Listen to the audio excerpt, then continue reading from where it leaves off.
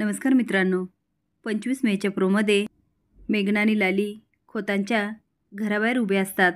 मेघना लालीचा हात पकडते आणि म्हणते, इतके दिवस तुम्ही हक्काने इकडे राहत होता, पण असं म्हणतात ना, आई वडील असतात तोपर्यंत मुलीला माहेर असतं. आता दायजी गेल्यात तुमच्या बाजूने आणि तुमच्यासाठी भांडणारं आता कुणी नाही आहे. आता मेघना लालीला चांगलीच भडकवते. हॉलमध्ये उमा, रघुनाथ आणि बंधू बसलेले असतात. रघुनाथ बंधूशी बोलत असतो.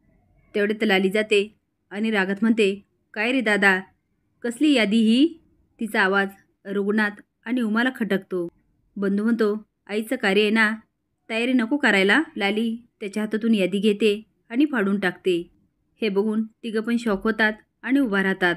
रघुनाथ ओरडतो लाली, पण बंधू मात्र जास्तच ओरडतो आणि म्हणतो, ताई हे काय करतेस तू?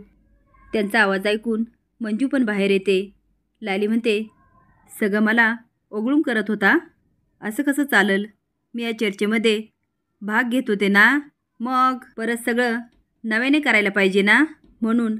आणि फाडलेली यादी रघुनाथ आणि बंधूवर फेकते. आता मात्र रघुनाथ बेबीच्या देठापासून ओरडतो, लाली.